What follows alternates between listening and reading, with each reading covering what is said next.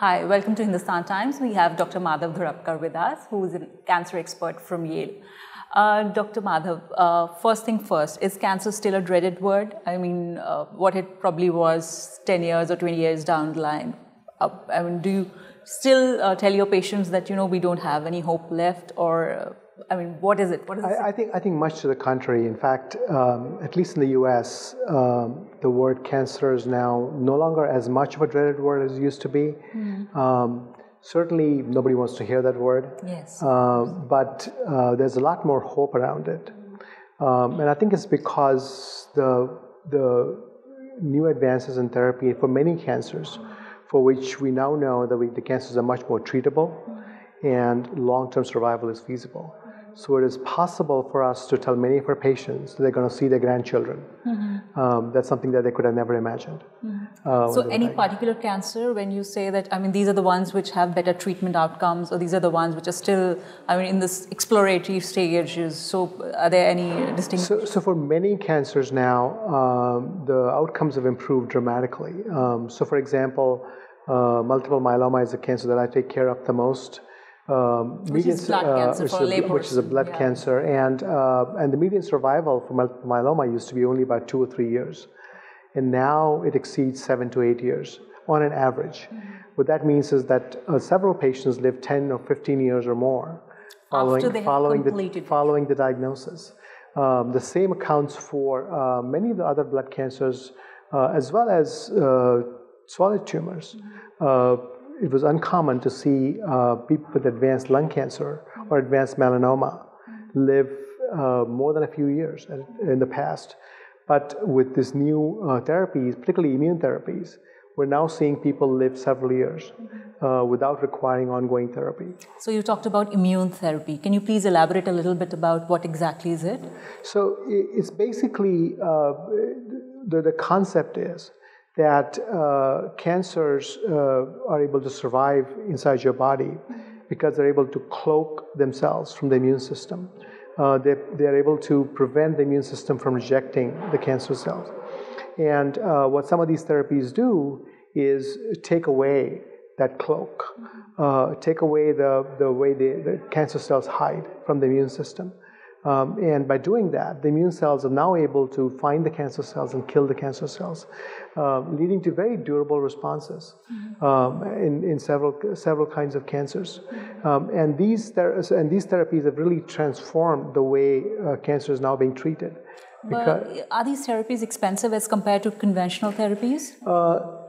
They are newer therapies, and by that definition, they are perhaps more expensive than the current therapies. However, because they do not require ongoing treatments over the long term, they carry a cost-benefit attached to them. And so at least the cost-benefit analyses in the United States support the use of these therapies over, for example, chemotherapies, for which only modest benefits were previously observed. So there are many settings where we used to use chemotherapies in the past, where we're now switching to immune-based therapies. So what is the treatment pattern like? You said it's not for life or it's not for a prolonged period of time. So how exactly do you treat using immune therapy?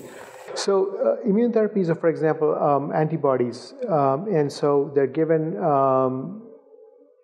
periodically. For example, every 3 to 4 weeks. A shot, okay. Right?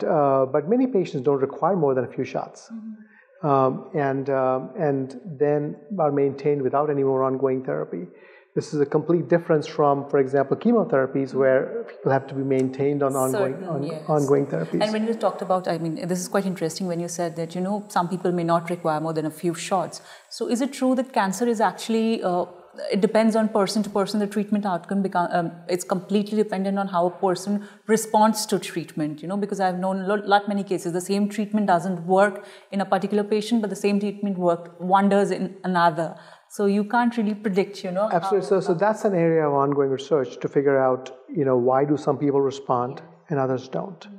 And in fact, if we could figure that out, we will not only select our patients well for certain kinds of therapies, but also try to figure out how to make the patients who don't respond better to those therapies.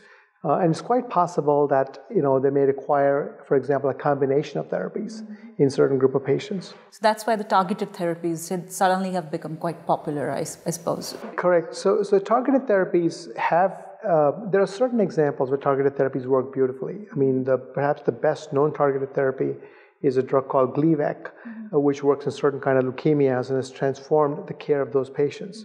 But a lot of targeted therapies, in fact, have relatively limited duration of efficacy. So while they work for a short period of time, the cancer cell becomes resistant or escapes that targeted therapy. And for that, then you subsequently require to have another targeted therapy to overcome that resistance. This is, in fact, an advantage of immune-based therapies because immune system is equally smart and can evolve over time, just like cancer can, and therefore have the potential to provide long-term control. In fact, the durability of responses, the fact that the responses are very long-term, that in some ways distinguishes immune-based approaches to the old or the so-called newer targeted approaches. So when you're talking about advances in cancer therapy, so do you see that being implemented in other countries as well? I mean, India is a developing country, so obviously when we talk about the cost of treatment there and the cost of treatment here, it's huge. I mean, and the cancer burden, it obviously spares none. I mean, it's just cuts across, I mean, from a rich to poor person everywhere. So do you think, how much time do you see before India actually mainstreams this immunotherapy that you're talking about, or even targeted therapy for that matter? How long do you see that transition happening? I don't think it's going to take that long, to be honest, because for a couple of reasons. One is that, again, because you don't require multiple doses, it is quite possible that you can actually use it for limited duration of therapy. Second, it is possible that once we know which patients are most likely to benefit, that we would probably use immunotherapy only in patients in whom it's likely to benefit, as opposed to current practice, which is used in everybody. And then the patients, a large chunk of those patients then don't respond to that therapy. So by simply sort of adjusting it to the group of patients that are going to respond, plus using shorter duration of therapy, there might be a lot of cost savings there. The third thing is the concept of using these therapies for prevention. True. And it is possible, again, that less is more in that setting.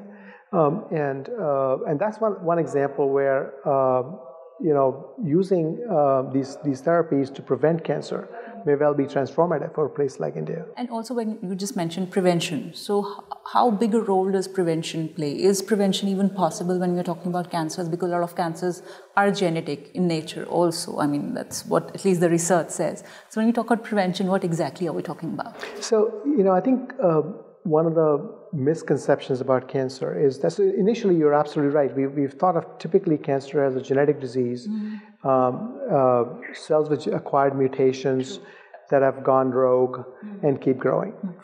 What we've now come to appreciate is that cells with these kinds of abnormalities persist in people without cancer. And the reason that they don't turn into cancer is because the immune system almost keeps those cells under check.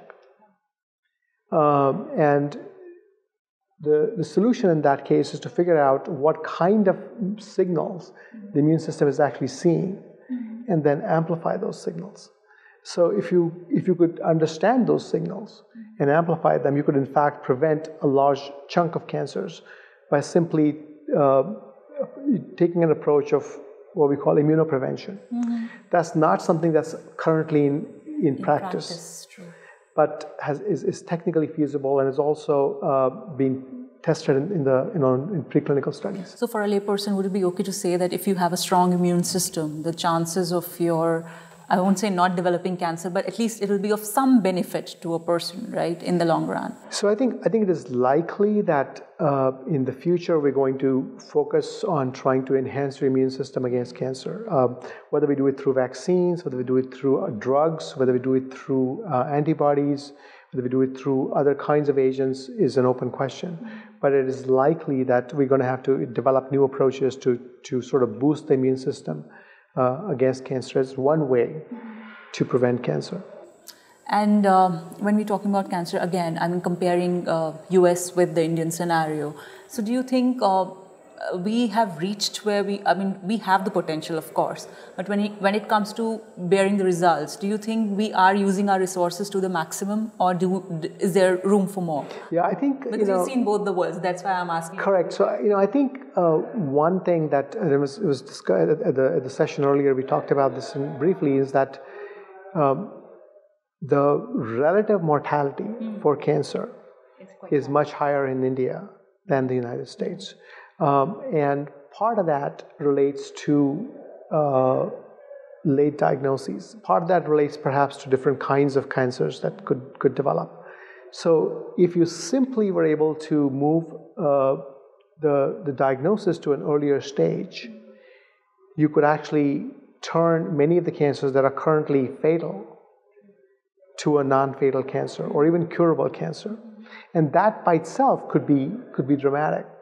There already are some examples where such a thing is probably going to happen. I think now that, for example, cervical cancer used to be a major cause of mortality in this country.